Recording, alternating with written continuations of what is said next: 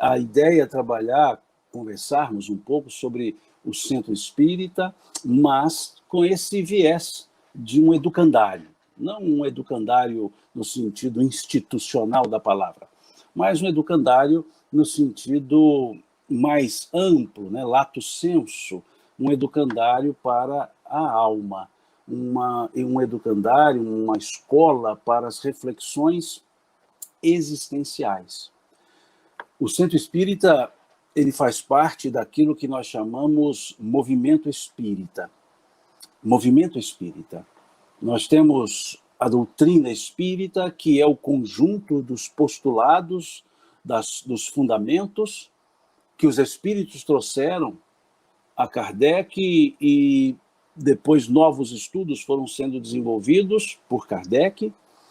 A doutrina espírita, ela tem os seus princípios fundamentais e o movimento espírita é tudo aquilo que nós fazemos para que a doutrina espírita seja conhecida, seja exposta, conhecida. Então, o centro espírita, ele faz parte dos elementos do movimento espírita. É um lado institucional, no sentido físico da palavra, no sentido, digamos que, material da palavra. O centro espírita é uma associação de pessoas. Juridicamente falando, o centro espírita é uma sociedade, por assim dizer, civil, de pessoas, e essa associação de pessoas com uma finalidade específica. Aquela instituição tem a finalidade do estudo das obras do Espiritismo e, óbvio, a demonstração prática daqueles conhecimentos espíritas, que nós chamamos as ações materiais.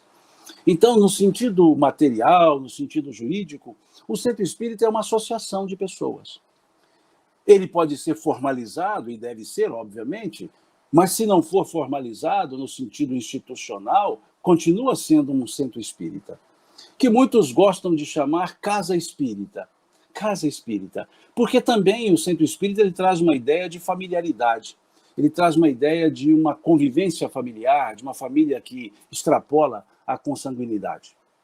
Então, quando olhamos de maneira, por assim dizer, material, o centro espírita é uma associação de pessoas. Por isso era chamado, na linguagem jurídica anterior, de sociedade civil. Sociedade de pessoas hoje. Ele não é uma sociedade de pessoas jurídicas, é uma sociedade de pessoas físicas, de pessoas naturais, que se unem, que se agrupam e institucionalizam. Então, esse é o centro. Mas existe uma outra dimensão para o centro espírita, que não é essa dimensão material, que não é essa dimensão jurídica, não é essa dimensão organizacional. Há uma outra dimensão para o centro espírita que nós podemos chamá-la de dimensão espiritual de um centro espírita. Uma dimensão espiritual, que continua fazendo dele parte do movimento espírita. Parte do movimento espírita. Mas com uma dimensão, com um viés, com um olhar agora espiritual. Como que a matriz espiritual da instituição material chamada centro espírita. E aí chamamos centro espírita de uma forma genérica quaisquer níveis organizacionais de um centro espírita, seja ele o próprio centro, seja o nível de federação, seja o nível de confederação, se existisse, mas a dimensão espiritual é aquilo que está no propósito maior de um centro espírita, que não é, no sentido horizontal, divulgação da doutrina espírita. Não é no sentido horizontal somente divulgação, é vivência, é demonstração fática, demonstração prática dos princípios espíritas, dos princípios advindos da doutrina espírita. É isso que nós devemos observar. Que não é o centro espírita não é um outdoor de propaganda espírita. O centro espírita não é um veículo de comunicação propagandística. Não. O centro espírita é um local é uma, por assim dizer, uma junção de uma escola, de um hospital, de uma oficina, de um templo, de uma família. Mas na dimensão da alma. Na dimensão da alma. É uma escola para a alma, é um hospital para a alma, é uma oficina para o engrandecimento da alma, é um templo para a reflexão da alma, é uma família espiritual. Então, essas dimensões do centro espírita, elas vão além das dimensões materiais. Não são, um centro espírita não é uma construção física. Não interessa se esse centro é de vários andares, contém ou é construído, materialmente falando, com vários andares, com um andar, se tem um cômodo só, se tem N cômodos. Não interessa se é um chão de terra batida. Não interessa se são paredes de adobe, se é um telhado sem forro. O que interessa é que há uma união de pessoas com um propósito existencial de refletir o ensino, refletir sobre o ensino espírita. É esse o sentido. Certa vez eu fui fazer uma palestra no Encontro Espírita na cidade de Pratinha, no município de Pratinha, uma cidade vizinha próxima a nós aqui, próxima a Patrocínio, próxima aí a Ibiá, onde está o Daniel, próxima a São Gotardo, onde está o Gilmar. A cidade de Pratinha, o município de Pratinha, no qual nasceram os meus pais, né, eles são de Pratinha, meu pai e minha mãe, são dessa cidade de Pratinha, e eu fui fazer um encontro num centro espírita, cujo nome me foge agora, mas era na fazenda, né, Progresso. Era um centro espírita na área rural, no município de Pratinha. E eu fui para esse encontro lá, chegamos cedo, tomamos um bom café com biscoito de polvilho, me lembro bem, e ali as pessoas reunidas e fomos para o momento da conversa, e havia, sim, uma construção pequena, um centro espírita construído pequeno. E eu olhei a construção e vi o número de pessoas, pensei, não cabe lá dentro, era muito pequenininho. Só que a pessoa que me conduziu falou, vamos agora para o local da palestra. E eu fui para o local da palestra. O centro espírita eram uns banquinhos de madeira colocados sob árvores de eucalipto. Eram eucaliptos e ali os banquinhos. E ali era o centro espírita do dia a dia.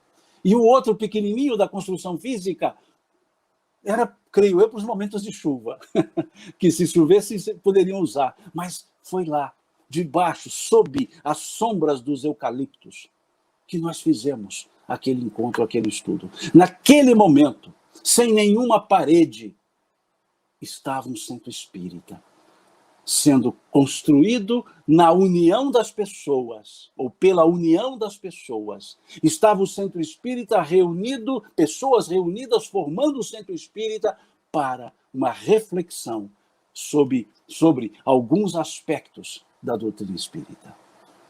E olha, foi um dos mais bonitos centros espíritas que eu visitei, que não tinha nenhuma parede, não tinha nenhum piso cerâmico, não tinha telhado. Era um centro espírita formado, construído materialmente por pessoas debaixo de pés de eucalipto. Vejam o que é uma dimensão de um centro espírita. O que é a dimensão de um centro espírita, que é muito maior do que quaisquer dimensões materiais. Precisa ter uma organização? Precisa, óbvio. Se é uma instituição, precisa de ter uma gestão, não há dúvida.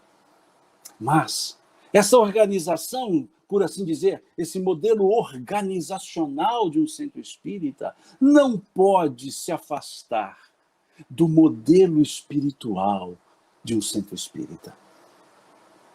Daquele modelo da respeitabilidade, da cordialidade, da amorosidade, da afetuosidade. Que graça entre os espíritos. Essa é a dimensão do centro espírita.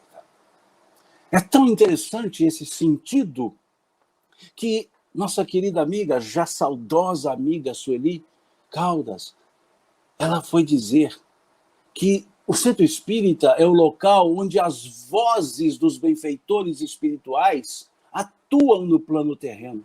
É como, vejam, o centro espírita é a voz dos benfeitores espirituais atuando no plano terreno.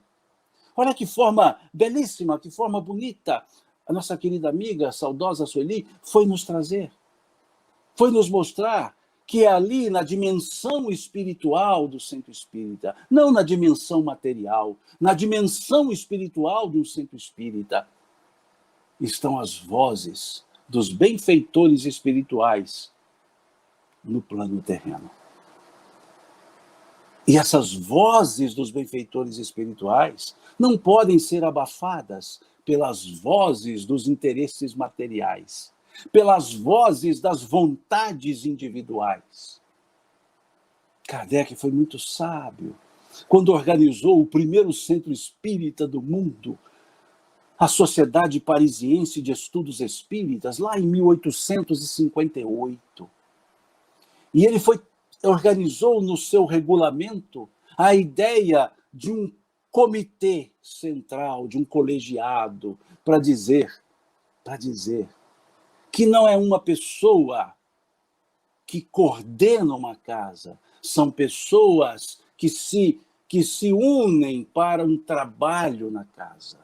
Então ele foi nos mostrar, no regulamento da Sociedade Parisiense de Estudos Espíritas, foi nos mostrar esse aspecto coletivo de uma casa espírita. Esse aspecto coletivo que permite que essa união de mentes, união de pensamentos, crie um clima de agradabilidade para o dia a dia da casa espírita.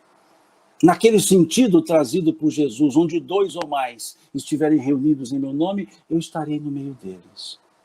Então nós precisamos olhar a casa espírita com esse olhar, enxergar além das paredes, enxergar além da matéria, enxergar além dos institutos organizacionais e nos perguntar se aquela casa, aquela instituição está cumprindo os propósitos das dimensões espirituais de um centro espírita. Porque uma casa espírita, quando pensada, um grupo, quando maduro para a criação de uma casa espírita, antes disso, há um planejamento espiritual. Há um planejamento espiritual para que a casa espírita se organize. Não é que se edifique no sentido material da palavra, tijolo sobre tijolo. Não, não. Há um planejamento espiritual que bem nos apresenta, bem nos fala o espírito Manuel Filomeno de Miranda no livro Tramas do Destino. No livro Tramas do Destino, Manuel Filomeno de Miranda, pela psicografia de Divaldo Franco, nos fala desse planejamento espiritual. Porque a casa espírita precisa dessa dimensão espiritual para lidar com as almas. Quando eu falo almas, eu falo no sentido da questão 134 do Livro dos Espíritos. O que é a alma? Espírito encarnado. Ou seja, é para lidar com os encarnados, mas indo profundamente na dimensão do espírito encarnado, ou seja, alma. Não é o encarnado matéria que possui alma, é o encarnado alma que está na matéria. É o encarnado espírito que está na matéria. É esse o público, aspas, da casa espírita. Por isso, escola da alma.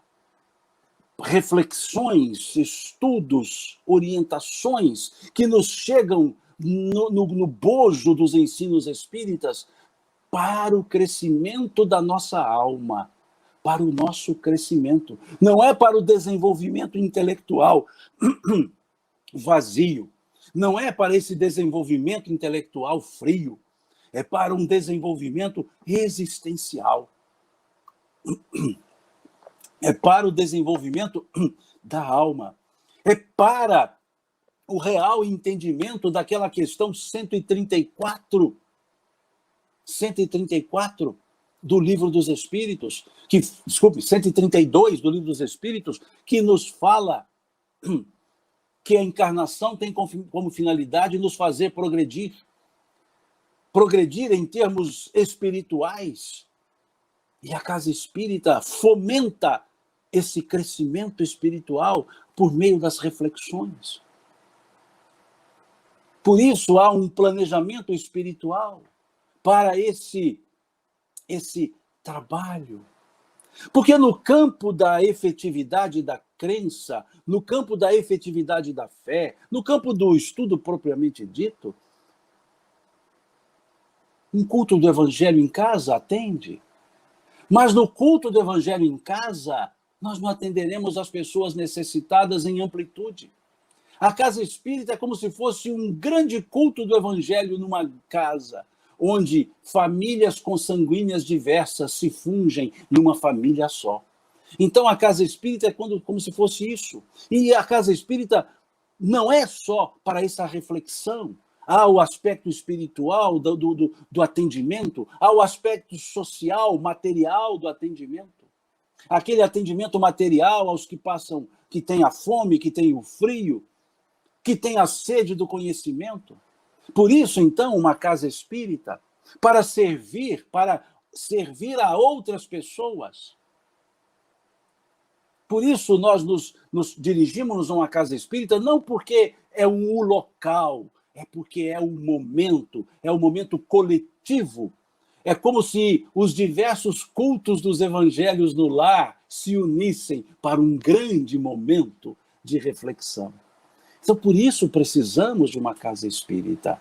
Precisamos de uma casa espírita. Esse planejamento que foi trazido pelo Espírito, foi nos mostrado pelo Espírito Manuel Filomeno de Miranda, no livro Tramas do Destino, ele fala dos alicerces espirituais. Alicerces espirituais. Não adianta uma casa espírita ter um alicerce material muito forte para sustentar as paredes e o telhado. É preciso que esse alicerce material esteja sobre o alicerce espiritual. O que vai manter o calor, o que vai manter o sabor da doutrina espírita é o alicerce espiritual. Não é a beleza da casa física, é a beleza do interior espiritual. Sem uma base espiritual, sem um alicerce espiritual, nós não teremos uma casa espírita, nós teremos uma construção, nós teremos um imóvel, mas não teremos uma casa espírita. A casa espírita, ela faz uma transição belíssima, ela atua nos dois planos da vida, no plano espiritual, no plano material. Olhem que beleza, observemos essa beleza. Ela atua no plano espiritual, na relação com o mundo espiritual, com os espíritos. Ela atua no plano material, na ação de respeitabilidade humana, na ação de soerguimento humano, na ação de uma promoção de atendimento da sociedade. A casa espírita, nesse sentido, é a tradutora da linguagem do mundo espiritual para a prática no mundo material. É essa escola que nós buscamos na casa espírita. É esse sentido de escola para a nossa realidade espiritual, para refletirmos sobre o momento encarnado no qual estamos. O momento encarnado no qual estamos. Volto a dizer, não é necessariamente uma construção material e um estatuto, é uma disposição de pessoas. Nos fala Dr. Bezerra que separados nós somos pontos de vista, unidos, juntos, nós somos união. União. É esse sentido, a casa espírita é um ponto para a convergência dos propósitos individuais do serviço ao semelhante para desenvolvermos os propósitos coletivos. É o feixe de varas trazido por Jesus, indicado por Jesus. O feixe de varas daquela parábola trazida por Jesus. que separadamente são quebrantáveis, mas quando unidas num feixe, não se tem a força para quebrá-las, porque elas se fortalecem, porque se unem, se robustecem. Então, a casa espírita é esse feixe de varas para servir aqueles que demandem por uma ajuda espiritual e material. O auxílio material, o auxílio espiritual. Não se dissociam, porque isso é o conjunto chamado alma. É o espírito que encarna em um corpo, e Kardec prefere chamar esse momento encarnatório de alma. Questão 134 do Livro dos Espíritos. Essa junção, esse momento em que nós estamos com toda a nossa bagagem espiritual, estamos encarnados na Terra, nesse momento que com essa bagagem, essa história de vida espiritual que nós temos, nós nos encarnamos na Terra, é o nosso momento alma. É o nosso momento alma. Por isso, a Casa Espírita, o Centro Espírita, a escola da alma, hospital da alma, oficina da alma, templo da alma. Ou seja, para que tragamos os valores espirituais para espiritualizar as condições materiais. É esse o sentido de escola da alma. Esse é o sentido. Esse é aquele sentido lá das comunidades cristãs nascentes, que se reuniam em lugares pequenos, que se reuniam, começaram até mesmo nas casas, encontros familiares, encontros de amizade, amigos, depois em outros locais, aquelas comunidades salpicadas, espalhadas. Não se buscava um grande número junto ali, mas grupos, um grande número formando luzes, pontos de luz em diversos locais. A casa espírita, ela não precisa ser grande para fazer um grande trabalho. Ela precisa ter uma disposição grande para um grande trabalho. E não interessa o tamanho, não interessa o imóvel, interessa a mobilidade humana, interessa a mobilidade da percepção espiritual, interessa o clima de união, de propósitos, porque é isso que dá o fundamento a uma casa. Não é o dirigente, a dirigente, não é a diretoria, é o propósito que une as pessoas. Não é a existência de um estatuto, a existência do estatuto cria a dimensão legal, jurídica do centro espírita, mas é a disposição das disposições que cria o real ideal de uma casa espírita. Não se constrói o imóvel antes de se construir o propósito. Não se redige um estatuto antes de se redigir o propósito. Dar formalidade é um dever social, um dever do César, como disse o Cristo, dai a César o que é de César. Cumprir a legalidade. Mas a dimensão real de um centro é cumprir com a caridade. Caridade espiritual, caridade material. A escola da alma tem a educação integral do espírito imortal. Educação integral do espírito imortal. Como nos fala a Sueli, a amiga saudosa Sueli. A educação integral, mas do espírito imortal. E o que é essa educação integral? É a reflexão sobre a dimensão material, a dimensão emocional, a dimensão psicológica, da dimensão espiritual, do ser espiritual, que enquanto encarnado tem as suas dimensões psicobiofísicas sociais. O ser espiritual, quando está encarnado, ele vive uma sociedade, tem as alegrias e as angústias de viver em sociedade. O ser espiritual, quando está encarnado, ele tem os seus reveses, ele tem as suas lutas.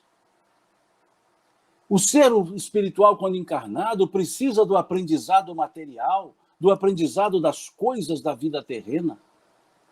Mas precisa, tudo isso, estar sobre a base do aprendizado espiritual, dos reais valores para a vida. O centro espírita tem lá a sua dimensão das irmãs de Lázaro, né? Da sua dimensão Marta, da sua dimensão Maria, sim. A casa espírita tem lá a sua dimensão Marta, tem, de cuidar das coisas materiais, de cuidar da organização, de cuidar do provimento das necessidades materiais. Mas essa função Marta não pode ser em detrimento da função Maria, ou seja, do aprendizado. Nesse simbolismo daquele encontro de Jesus em Betânia com Marta e Maria. Marta cuidando dos afazeres da casa, Maria ouvindo a Jesus. E num dado momento, Marta pede a Jesus, dizendo a ele para liberar, né, Maria, para que ela pudesse ajudá-la. Diz Marta ao Senhor, Senhor, não vês que estou fatigada com os afazeres? Despeça a Maria para que ela possa me ajudar. E Jesus diz a ela, Marta, Marta, andas fatigada por muitas coisas, mas uma só lhe é necessária, ou te é necessária, essa que Maria escolheu, a melhor parte, a qual não lhe será tirada. Se nós trouxermos isso para a dimensão do centro espírita, não podemos deixar que os afazeres materiais, as obrigações materiais, tirem-nos do foco, do aprendizado, do entendimento. Não podemos valorizar sobremaneira a beleza física da casa. Nós precisamos praticidade numa casa. Praticidade numa casa. Mas nós precisamos muito mais de amorosidade numa casa. Porque a amorosidade é que vai tocar a alma. É a amorosidade, a afetuosidade que vai abrir o entendimento. Ou melhor, abrir as condições do pensamento para o entendimento dessa realidade espiritual. Quando entramos numa casa espírita, entramos com esse olhar de uma imortalidade na qual nós estamos, ou somos os seres imortais. Nessa educação integral, nessa escola da alma, nessa educação da integralidade do espírito, na casa espírita, didaticamente falando, três objetivos, 3 dimensões, 3 características precisam estar ali claramente para nós todos. Precisamos ter o princípio da fraternidade na casa espírita. O princípio do esclarecimento na casa espírita. E o princípio da beneficência na casa espírita. Ou seja, esses objetivos, por assim dizer, congruentes para a realidade espiritual. A fraternidade, o esclarecimento e a beneficência. Observemos a fraternidade, naquela máxima trazida pelos Espíritos, pelo Espírito de Verdade, no capítulo 6 do Evangelho segundo o Espiritismo. No capítulo 6. Na mensagem Advento do Espírito de Verdade, quando essa dimensão fraternidade foi chamada a atenção pelos Espíritos, quando eles disseram, Espíritas, amai-vos. Eis o primeiro ensino. Amai-vos. Não há uma casa espírita que eduque a alma sem o amor, sem a sensibilidade, sem o respeito, sem a afetuosidade. É ali na convivência que nós vamos desenvolvendo a fraternidade. Nós vamos tornando, veja, fraternidade, frater, família. A palavra frater significa família. Fraternidade é a união na família. A casa espírita, então, precisa entender, os espíritas que formamos um grupo espírita, precisamos entender que um elemento fundamental, um dos elementos fundamentais é a fraternidade. É olhar o companheiro como irmão de jornada. Olhar a outra pessoa como uma pessoa irmã de jornada. Olharmos-nos como irmãos das outras pessoas nessa jornada terrena. Como que a casa espírita levará a caridade se não há fraternidade? Como doar o amor se não se cultiva o amor? Então, essa dimensão fraternidade, esse objetivo fraternidade, é fundamental na casa espírita. Olharmos-nos horizontalmente, ninguém é superior a ninguém. Como disse o Cristo, no mundo vós tendes os governadores que vos dirigem, porém não será assim entre vós. Aquele que quiser ser o maior, seja o que mais sirva, disse o Cristo, seja o que mais sirva. E sem essa dimensão da fraternidade, sem esse sentimento da amorosidade, não haverá o espírito de serviço. Haverá o cumprimento de obrigações. Mas na casa espírita, os trabalhadores não estão lá para cumprir obrigações, estão lá para servir. Servir. Servir aos próprios irmãos de jornada da casa espírita, servir aqueles outros que buscam a casa espírita, aqueles que buscam o concurso da casa espírita. Não há serviço na casa espírita senão pelas pessoas. A casa espírita, enquanto instituição, não faz nada. São as pessoas que compõem a casa espírita que fazem. Então, que sentimento nós teremos que ter? A fraternidade. A fraternidade. É preciso que cultivemos isso. As pessoas são diferentes. As pessoas são diferentes. Cada um tem uma maneira de enxergar as coisas. Cada um tem uma forma de fazer. O ser humano é um ser idiosincrático, ou seja, a idiosincrasia reage de maneira diferente a um mesmo estímulo. Mas essas diferenças têm um ponto de convergência que é o propósito fraterno da convivência.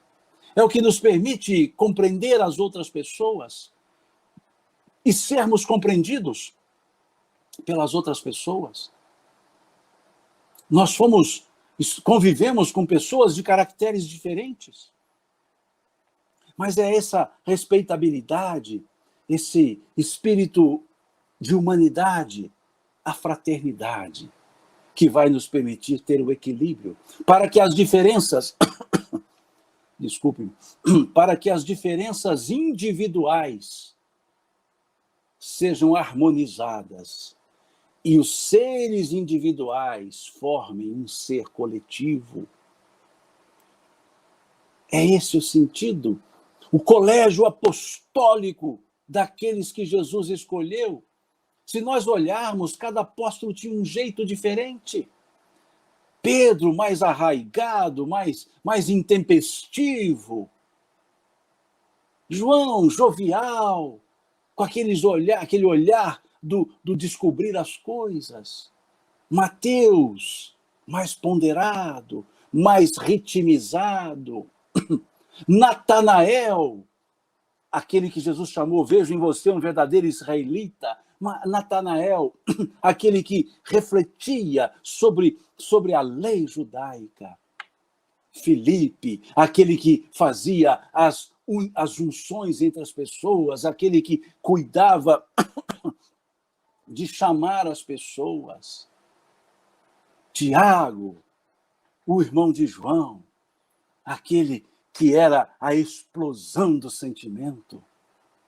André, que era o conciliador de primeiro momento com os exteriores, ou seja, é o que conciliava as ideias judaicas com aquele novo pensamento que vinha dos apóstolos, ou melhor dizendo, do Cristo. Labeu, ou Judas Tadeu, porque era chamado o discípulo de 3 nomes, ele era chamado Judas, ele era chamado Labeu, ele era chamado Tadeu, mais conhecido como Judas Tadeu. Juntamente com Simão, o Zelote, eles formavam aquele grupo do trabalho, puro e simples do trabalho. Judas, o Iscariotes, que não entendeu efetivamente a mensagem, cuja visão era pura e simples material, do poder material. Vejam, cada um com a sua característica, cada um com um jeito. Tiago, filho de Alfeu, que juntamente com Simão, o Zelote, com Judas Tadeu, tinha esse trabalho de servir. E além desses 12 do colégio apostólico, quantas outras pessoas formavam aquele grupo de seguidores do Cristo? Quantos outros discípulos ele tinha? Maria de Magdala, o amor em pessoa, a caridade em pessoa. Maria, a mãe do Cristo, a mãe de Jesus, a âncora daqueles grupos, a âncora que dava sustentação, que segurava no equilíbrio aquele grupo. Salomé, Joana de Cusa. Quantas mulheres sustentavam material e emocionalmente aquele grupo? Então, essas diferenças todas eram harmonizadas no amor do Cristo. Essas diferenças todas eram mitigadas pela fraternidade dos irmãos do caminho. Vejam que nós podemos reproduzir esse colégio apostólico, edificando a fraternidade, respeitando as diferentes opiniões, compreendendo os diversos olhares e pensando que a causa maior, o ideal maior, é o que vai nos sustentar. A dimensão espiritual é que vai nos sustentar. Pensemos e observemos se a nossa, entre aspas, casa espírita, ou em nossa casa espírita, essa dimensão espiritual está sendo percebida. Melhor dizendo, a fraternidade está sendo vivenciada. Será que na casa espírita está mais o nós do que o eu? O nós servindo? É esse o sentido, então, da fraternidade, que é um dos elementos da escola para a alma. Aprender a conviver, aprender a respeitar as opiniões, a ceder quando necessário, a ser, digamos que, no bom termo, contundente nos argumentos, mas respeitoso na fala. Essa é a fraternidade. A convivência, essa escola bendita, que nos ensina mais sobre nós do que sobre os outros.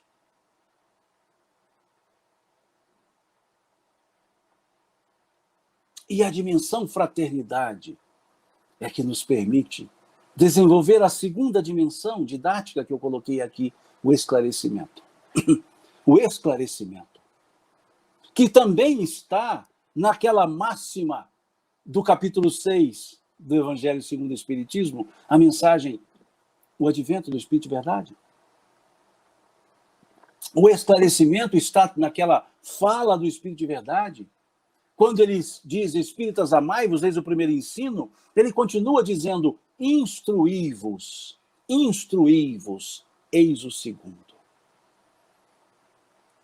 Instruí-vos, eis o segundo.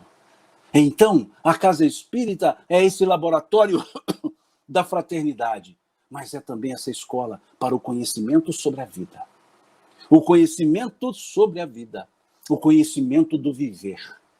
O estudo na casa espírita não é para formar intelectuais. O intelectualismo não faz parte da casa espírita. A intelectualidade, sim, o estudo, o aprender. Aprender para melhor fazer. Aprender para melhor fazer. E não aprender para melhor falar. Aprender para melhor fazer. Como fazer o bem se eu não sei o que é o bem? Então, aprender, estudar a doutrina espírita. Dona Joana de Ângeles, pela psicografia de Divaldo, no livro Estudos Espíritas, ela fala de uma forma poética até sobre essa dimensão do estudo, do esclarecimento, do instruí-vos. Ela diz, estudar o Espiritismo em sua limpidez cristalina é dever que não nos é lícito postergar, seja qual for a justificativa na qual nos apoiemos. Estudar o Espiritismo em sua limpidez cristalina. Limpidez cristalina. Ela diz, é dever que não nos é lícito postergar, deixar para depois. Seja qual for a justificativa na qual nos apoiamos. Em outras palavras, estudar o Espiritismo para abrir os nossos olhos espirituais da realidade espiritual, da realidade material, é um dever nosso, que não é devido que posterguemos, que deixemos para depois, independentemente da justificativa. Podemos estudar de diversas formas, pelas palestras públicas, pelos grupos de estudos, pela evangelização da infância, pela evangelização da mocidade, estudar pelas leituras caseiras, individuais que fazemos, estudar de maneira presencial ou de maneira virtual, como agora estamos fazendo. Agora estamos fazendo. Nesse momento em que o distanciamento social foi imperativo por força de normas, e eu disse, forças de normas, normas legais, e se são normas legais, uma instituição física respeita as normas legais. Se há impedimento legal, não há impedimento para os estudos de outras formas. Estudos à distância, por esses meios que agora usamos. Mas podemos usar vários outros meios. Participei de estudos por grupo de WhatsApp. Participei de estudos por esses aplicativos muito usados hoje. Participei de estudos por troca de e-mails. Já participei de estudos no passado, nos círculos do livro, com correspondências. Veja o próprio círculo do livro, aquele grupo de pessoas que se cotizam para fazer as compras do livro, que, aliás, o primeiro círculo do livro que eu participei foi justamente aí, Gilmar, feito por vocês no Centro Espírita Emmanuel, da minha querida cidade natal de São Gotardo, aqui em Minas Gerais. primeiro que eu participei. E era uma forma de estudo, porque chegava o livro, e nós líamos o livro, e quando nos encontrávamos, conversávamos sobre a obra, sobre o livro. Eram livros escolhidos a dedo para trazer as ideias, construindo um raciocínio através dos livros, desse círculo dos livros. A biblioteca espírita para os empréstimos dos livros, que estão lá os livros para serem emprestados, não para serem vendidos, emprestados, para que a pessoa pegue e lê. As bibliotrocas, que nós chamamos, a pessoa lê um livro, vai lá, entrega para a biblioteca espírita e pega um outro para ler, um livro próprio que ela tem, ela vai tá aqui, eu vou levar esse e deixo esse. São formas de estudos que nós temos. E não são do campo da virtualidade, como muitos dizem, mas nem todo mundo tem acesso à internet. Mas pelo clube do livro, pelo círculo do livro, pode ter acesso aos livros. Nas bibliotecas das casas, quando possível de acesso. E assim vai. Então é isso que Dona Joana de Ângeles nos coloca nessa dimensão do esclarecimento. Não há idade determinada para o aprendizado. Pode ser a infância, pode ser a madureza, pode ser na juventude, pode ser na fase idosa. Não interessa. Somos seres imortais. O aprendizado nunca ficará perdido. Aliás, nenhum aprendizado fica perdido. Então, a Casa Espírita precisa se organizar para que esse estudo aconteça. Mas não é um estudo formalístico. Observemos bem isso. O estudo na Casa Espírita é um elemento convidativo. Não é um elemento impositivo. Como o próprio Kardec nos colocou no Projeto Espírita de 68, no Projeto Espírita de 1868, quando ele nos fala, o Espiritismo não se impõe a quem quer que seja, ele quer ser aceito livremente por força das ideias e das convicções. O Espiritismo não se impõe a quem quer que seja, ele quer ser aceito livremente por força das ideias e das convicções. Os estudos na Casa Espírita não são impositivos, são convidativos, aberto a todos. Imaginemos se Jesus estabelecesse critérios para as pessoas ouvirem seus ensinos. Imaginemos Jesus no Sermão do Monte dizendo assim, olha, quem não fez inscrição não entra no Sermão do Monte. Imaginemos Jesus fazendo isso. Olha, quem não se inscreveu lá com os apóstolos não vai poder ouvir o Sermão do Monte. Jesus não fez isso. Jesus simplesmente abriu a boca e disse, como falou o evangelista Mateus. E Jesus, abrindo a boca, ensinava dizendo. Quantos formalismos impeditivos nós criamos para o estudo espírita. Ele precisa ser convidativo e aberto. Um estudo reflexivo. Não é um que ensina e o outro aprende, não é necessariamente assim, não é assim. São todos aprendendo, todos conversando. E o Espiritismo nos ensinando.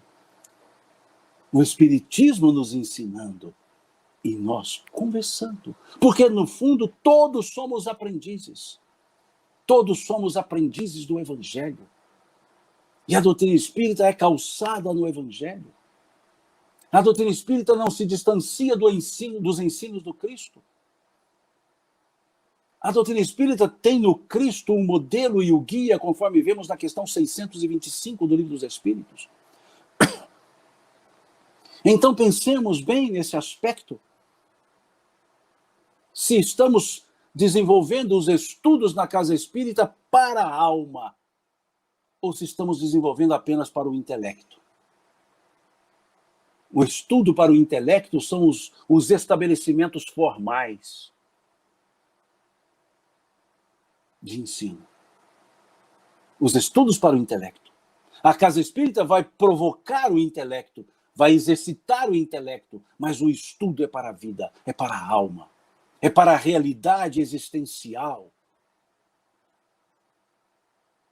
Estudos bem organizados, atraentes, convidativos, como disse. Não é eu falo e você escuta, é nós dialogamos e nós escutamos. Bom, melhor seria se pudéssemos todos olharmos uns para os outros numa forma quase que circular de ensino, e não aquele grupo ali olhando alguém falando. Participar, perguntar, acrescentar alguma coisa. E até mesmo pensar de maneira diferente, mas respeitosamente e fundamentadamente. Porque é preciso que nos estudos espíritas haja fundamentos. Não pode ser o eu penso assim, eu acho assim. Nós temos que buscar o fundamento para o raciocínio, buscar o fundamento para a argumentação. Em qual fundamento? E como teremos fundamentos para as argumentações sem o conhecimento real da doutrina espírita? Essa é a função de um estudo regular que Kardec colocou no projeto espírita de 1868, lá no Obras Póstumas. Que não é um livro escrito por Kardec, são escritos de Kardec que foram compilados em um livro depois que ele se desencarnou. Mas os espíritos, os escritos são dele. A obra, o livro não foi ele que compilou, que editou, mas o conjunto que lá está foi escrito por Kardec. Muitos dos artigos escritos, dos tópicos escritos no Obras Póstumas, estão nas revistas espíritas também. Muitos estão lá. Foi um compêndio apenas. E lá foi colocado o Projeto Espírita de 1868. E nesse Projeto Espírita de 1868, Kardec contemplava o estudo. Ele escreveu lá que o estudo regular do Espiritismo seria professado para desenvolver o gosto pela ciência e desenvolveria adeptos esclarecidos. Então, o estudo espírita é para o esclarecimento. E Kardec escreveu também no Obras Póstumas, agora no capítulo chamado A Constituição do Espiritismo, ele escreveu que a única coisa capaz de retardar a marcha do Espiritismo seria a falta de unidade de princípios. Ou seja, o que retardaria a marcha da doutrina espírita? Quando cada um fizer um espiritismo próprio, quando cada um fizer um espiritismo à moda, quando cada um trouxer as suas ideias e não a ideia espírita. E, infelizmente, vemos muito isso hoje ainda. Muitas ideias próprias, querendo suplantar a própria ideia dos espíritos que trouxeram o ensinamento espírita para Kardec. Muitas ideias diametralmente opostas ao conceito que os espíritos trouxeram quando trouxeram a Kardec. Então é esse o sentido do esclarecimento. Esclarecer é tornar claro. Tornar clara a dimensão espiritual. Tornar clara ou claro o conceito da imortalidade da alma. Tornar claro que somos espíritos em experiências terrestres e não corpos em experiências espirituais. Deixar claro a lei de causa e efeito, ação e reação, deixar clara. Deixar clara a ideia da reencarnação. Deixar clara a comunicabilidade entre os espíritos. Deixar clara essa interligação do plano espiritual com o plano material. Esse é o sentido do esclarecimento. Não é para quem, de certa forma, coordena ali a atividade se mostrar. É para mostrar o ensino, não a pessoa. Não é um desfilar do currículo da pessoa. Do que interessa. Interessa o conteúdo que vai ser trabalhado. Interessa a abertura para a participação. Interessa a empatia para saber se colocar no lugar do outro. Esse é o mote dos estudos.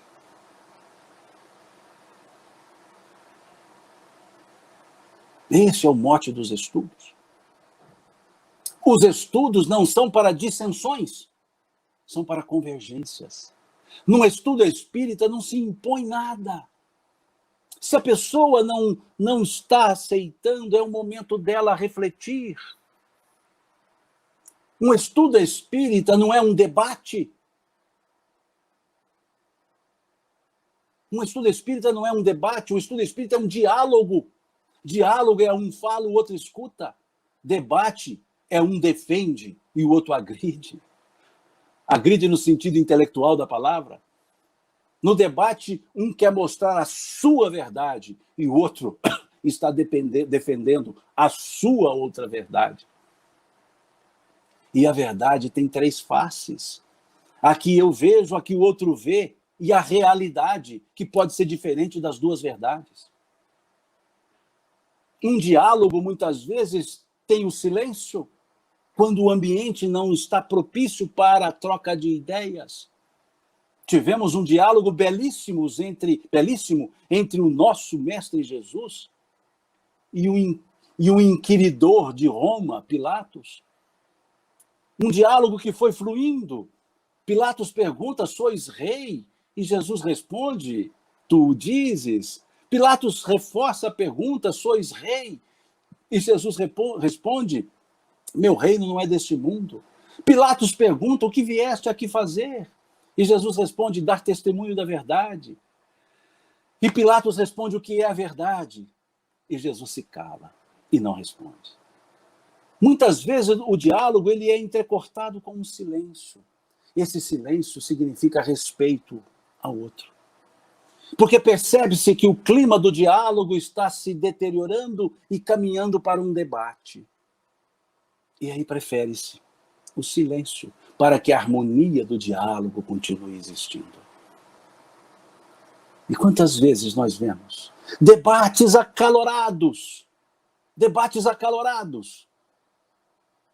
dizendo é assim, o outro dizendo é assado, e os dois falando da doutrina espírita. O que é isso, senão o desfilar do intelectualismo, do individualismo, do orgulho e da vaidade de um conhecimento que se diz ter?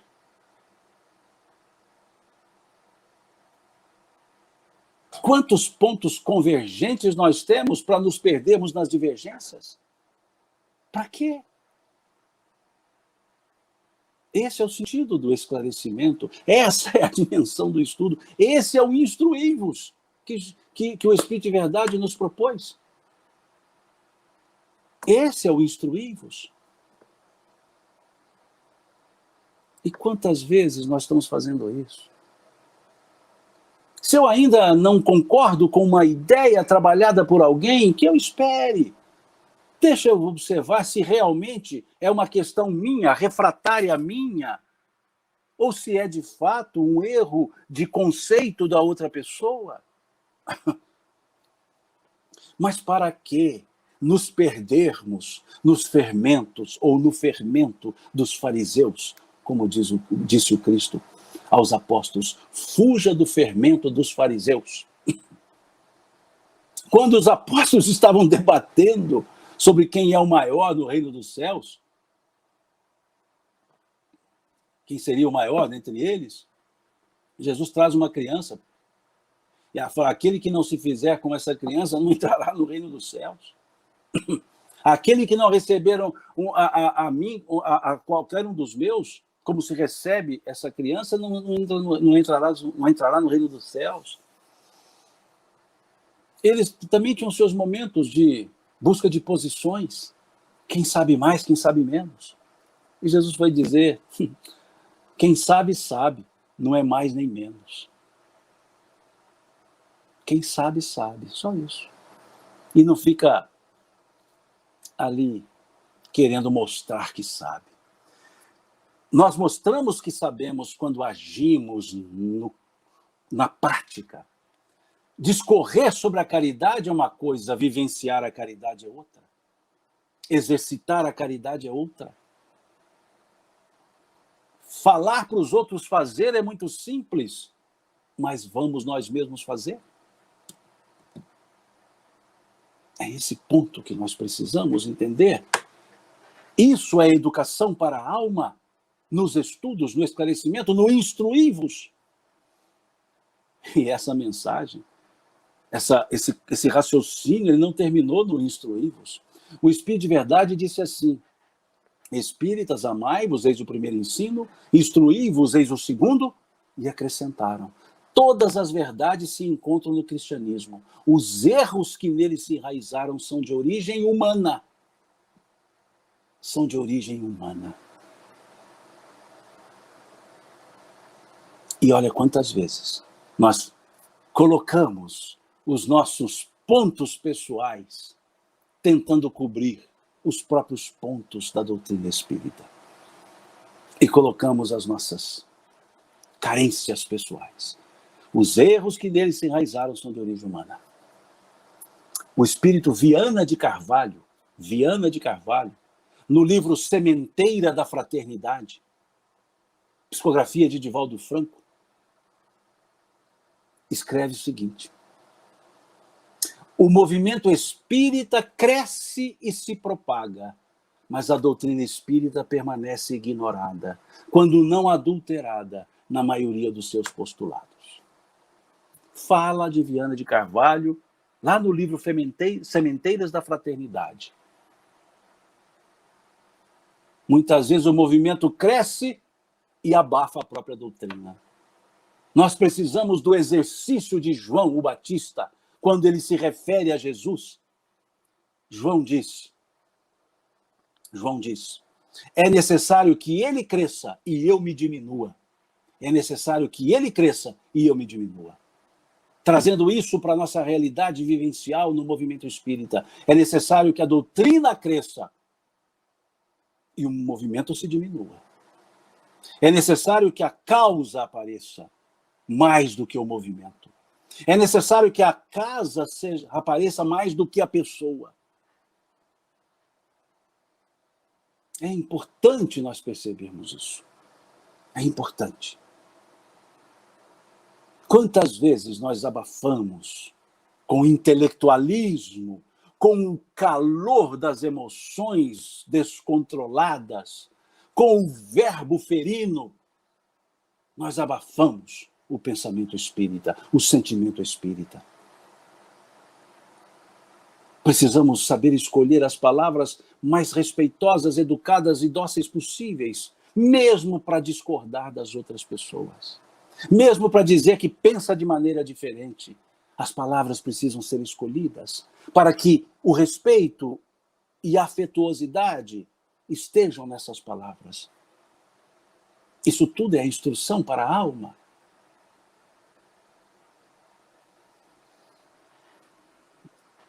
É preciso que nós resgatemos esse sentimento da simplicidade da convivência.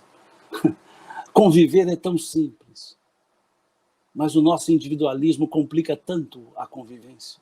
Os nossos quereres complicam tanto a convivência. Há uma letra de música cantada pelo Pato Fu, conjunto aqui de Minas, que diz assim: vai diminuindo a cidade e aumentando a simpatia. Quanto menor a casinha, mais sincero é o bom dia. Olha que coisa bonita. Olha que poema. Vai diminuindo a cidade e aumentando a simpatia. Quanto menor a casinha, mais sincero é o bom dia. Pensemos nisso. Para que analisemos a terceira dimensão, esse terceiro elemento da casa espírita, a beneficência. A beneficência, que busca fundamento numa frase do apóstolo Paulo, dita como espírito. Uma frase do apóstolo Paulo, uma mensagem inteira do apóstolo Paulo em espírito, que está no capítulo 15 do Evangelho segundo o Espiritismo, nas Instruções dos Espíritos. O apóstolo Paulo é que escreve a mensagem que tem por título o próprio título do capítulo: fora da caridade não há salvação. Fora da caridade não há salvação. Essa frase é do apóstolo Paulo em espírito, que se manifestou nessa mensagem belíssima contida no capítulo 15 do Evangelho segundo o Espiritismo. Não há beneficência sem o aspecto da caridade. A caridade, no sentido estrito, profundo da palavra, conforme vemos na questão 886 do Livro dos Espíritos, 886 do Livro dos Espíritos. Qual o verdadeiro sentido da palavra caridade, tal qual entendia Jesus? É a pergunta 886. E eles responderam: benevolência para com todos, indulgência para com as imperfeições alheias, perdão das ofensas. Não há caridade sem sentimento. Não há caridade sem o amor que cobre o material que é feito. Não há caridade se não se enxerga o semelhante. Não há caridade sem a empatia. Não há caridade sem o aspecto da indulgência. Não há caridade sem a compaixão. Não é o ato material somente. É o sentimento e o propósito colocado no ato material. Aquela sopa feita na casa espírita tem os mesmos ingredientes de outras sopas feitas em quaisquer lugares. Mas há um outro ingrediente, que é o espírito de servir. É o amor pelo semelhante. É saber que aquela sopa é fundamental para a fome de alguém, para matar a fome de alguém, para aplacar a sede de alguém. É esse o sentimento que diferencia as sopas fraternas das sopas dos restaurantes amoedados. Nos restaurantes amoedados é para agradar ao paladar. Nas casas espíritas é para saciar a fome e agradar o paladar, mas saciar a fome. E o sentido de saciar a fome é quando se enxerga o semelhante, é quando se enxerga o outro ser humano, é quando se dá de si mesmo, mais do que das posses, mais do que da matéria. Como nos fala o poeta libanês, Khalil Gibran. Vós pouco dais quando dais de vossas posses. Quando derdes de vós mesmos, é que realmente dareis. Quando derdes de vós mesmos, é que realmente dareis. A beneficência é um servir pessoal, como Jesus nos ensinou, muito bem grafado pelo evangelista Marcos. Dai antes esmola daquilo que tiverdes. Dai antes esmola daquilo que tiverdes. Dar o que tem é diferente de dar o que nós detemos. A caridade é essa que enxerga a necessidade independentemente da pessoa. Quando se faz caridade, não se olha a pessoa, a fachada, não se olha a necessidade dela. E a necessidade da pessoa é sempre grande, porque ela está precisando daquilo. Não é dar o que eu quero, é dar o que ela precisa. Então, o primeiro ato da caridade é perguntar: o que você precisa? O que você precisa? De que você precisa? E não assim, leve o que tiver. Não, é o meu jeito de fazer. O jeito de servir muda de acordo com a mudança da necessidade da pessoa a qual servimos. É isso. É esse o sentido. Tem um ditado coreano que diz: até uma folha de papel pesa menos quando dois a levantam. Até uma folha de papel pesa menos quando dois a levantam. Casa espírita. Alma, beneficência, para a promoção do espírito. Esse é o sentido do fora da caridade não há salvação.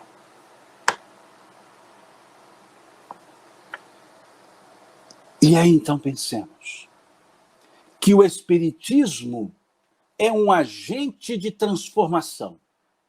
O Espiritismo é um agente de mudança. Conforme Kardec nos coloca na conclusão número 5 do Livro dos Espíritos. Na conclusão número 5 do Livro dos Espíritos. Quando lá ele escreve: com o Espiritismo, a humanidade entrará numa nova fase, a do progresso moral, que lhe é consequência inevitável. O estudo espírita é para que tenhamos os subsídios do conhecimento para a transformação moral. Saber e não fazer, melhor não seria saber. Mas se sabemos, por que não fazemos? Porque não queremos. É esse o sentido. A doutrina espírita visa essa transformação moral, mas não de fora para dentro, de dentro para fora. É uma autotransformação. O Espiritismo contribui para a reflexão, para que nós possamos agir para a nossa transformação. Conforme vemos lá no capítulo 17 do Evangelho segundo o Espiritismo, salvo engano, no item 3 ou item 2, não me lembro agora, o item 3, sei lá. Leia o capítulo 17 inteiro, mas por via das dúvidas, leia o livro inteiro também. Mas no capítulo 17, salvo engano, nesse item 2 ou 3, Kardec escreve: reconhece-se o verdadeiro espírita pela sua transformação moral e pelos esforços que empreende no sentido de domar suas más inclinações. Esforços. E na questão 799 do Livro dos Espíritos, Kardec pergunta de que forma o Espiritismo pode contribuir para o progresso da sociedade. E eles respondem que é destruindo o materialismo, que é uma chaga da humanidade. E como se destrói o materialismo? Quando se constrói o pensamento espiritual. Quando se constrói a reflexão espiritual. Quando nós percebemos essa realidade espiritual na qual estamos. Quando nos vemos espíritos imortais. O materialismo vai sendo destruído. Não é lutando contra o materialismo. É trabalhando a favor do espiritualismo. No nosso caso, o espiritualismo pela escola do pensamento espírita. Em outros casos, por escolas de outros pensamentos religiosos e filosóficos, que também constroem a realidade espiritual. O Espiritismo, na questão anterior, 798, foi perguntado se tornaria crença comum. E os Espíritos disseram que sim. Crença comum, mas não crença única. Crença comum, ou seja, crença que todos vão perceber. Mas não quer dizer que será a única crença. Crença comum. A pergunta não foi crença única. Crença comum. O que é comum? Natural. Natural. Continuarão existindo as outras crenças, mas absorverão os ensinos da realidade. Com o tempo, as crenças se manterão crenças como são, mas terão incorporações de pensamentos de realidade. Por exemplo, a reencarnação. É uma realidade, não é uma teoria. E por ser realidade, por ser uma verdade, um dia ela vai permear todas as crenças. Quando? Quando chegar o momento. Essa é a ideia da crença comum. E a Casa Espírita contribui como um elemento do movimento espírita para esses entendimentos da realidade da alma. E a Casa Espírita não existe sem as pessoas. As pessoas fazem o trabalho da casa. E uma reflexão para encerrarmos o nosso raciocínio. Diz-nos Emmanuel, em mensagens, o êxito dos esforços do plano superior em favor do cristianismo redivivo não depende da quantidade de pessoas que o buscam, mas da qualidade dos trabalhadores que militam em suas fileiras. o êxito dos esforços do plano espiritual, desculpe, falei plano superior, o êxito dos esforços do plano espiritual em favor do cristianismo redivivo não depende da quantidade de pessoas que o buscam, mas da qualidade daqueles que militam em suas fileiras. Então pensemos na dimensão qualitativa do centro espírita, para que ela seja maior do que a dimensão quantitativa do centro espírita. Transformemos a quantidade como derivada da qualidade. Quantidade derivada da qualidade. A casa espírita é esse ponto qualitativo para o movimento espírita, e não quantitativo para o movimento espírita. E encerro com a frase que Jesus foi dizer para Pedro, uma das frases ditas por Jesus a Pedro, quando ele lavava os pés de Pedro. E Pedro recusa, dizendo que eles, os discípulos, é que deveriam fazer aquelas coisas porque sabiam que deveriam fazer e não Jesus. E Jesus virou-se para Pedro e disse, se já sabeis dessas coisas, bem-aventurados sereis, se agora as praticareis. Transformemos o ensino da casa espírita em atitudes da casa espírita. Transformemos a reflexão e a filosofia do amor em atitudes de amor. Aí sim, a casa espírita, de fato, será a escola da alma.